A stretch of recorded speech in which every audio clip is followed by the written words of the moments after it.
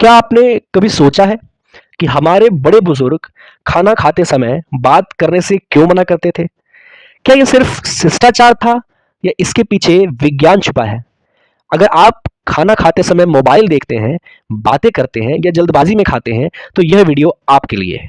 आज हम जानेंगे कि हाइड्रोक्लोरिक एसिड यानी कि HCl हमारे शरीर के लिए क्यों ज़रूरी है, वेगस नर्व कैसे काम करती है और कैसे गलत तरीके से खाना खाने से सीबो SIBO और सीफो SIFO जैसी समस्याओं का खतरा बढ़ सकता है। जैसे ही आप स्वादिष्ट भोजन देखते हैं, उसकी खुशबू महसूस करते हैं या उसके बारे में सोचते हैं, आपका मस्तिष्क एक्टिव हो जाता है। यही से शुरू होती है सिफेलिक फेज ऑफ डाइजेशन। इस समय मस्तिष्क यानी कि ब्रेन वेगस नर्व के माध्यम से पेट को मैसेज भेजता है कि खाना आने वाला है, इसलिए तैयार हो जाओ, बी रेडी। वेगस नर्व हमारे शरीर की सबसे इंपॉर्टेंट नर्व में से एक है।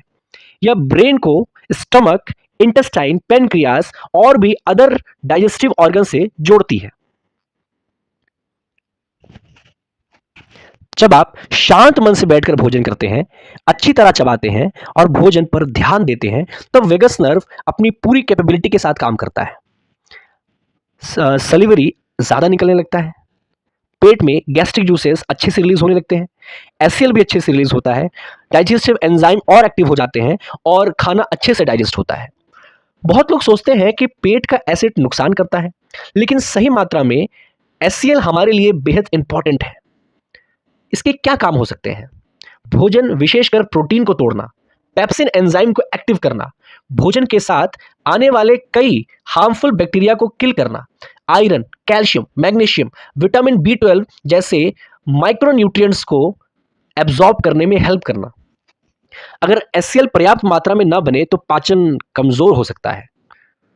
जब हम खाते हैं, लगातार मोबाइल देखते हैं या तनाव में रहते हैं, तब शरीर रेस्ट एंड डाइजेस्ट मोड से बाहर आ सकता है।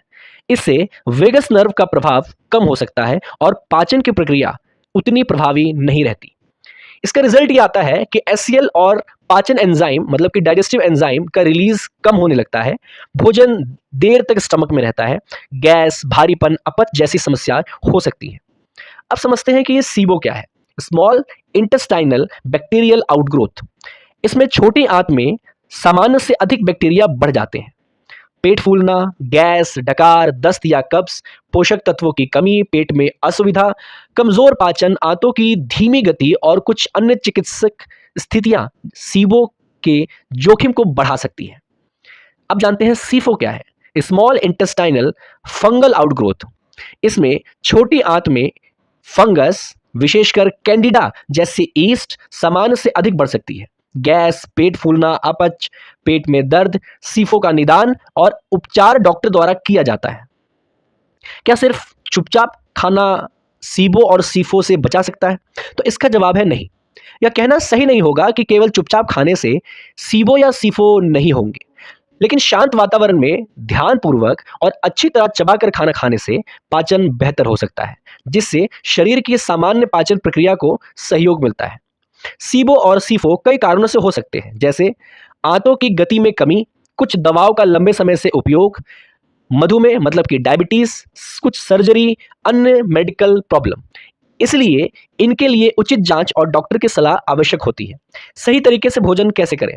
भोजन करते समय मोबाइल दूर रखें, हर निवाले को अच्छी तरह चबाएं, जल्दबाजी ना करें, तनाव में भोजन करने से बचें, भोजन के स्वाद और सुगंध पर ध्यान दें, आराम से बैठकर भोजन करें।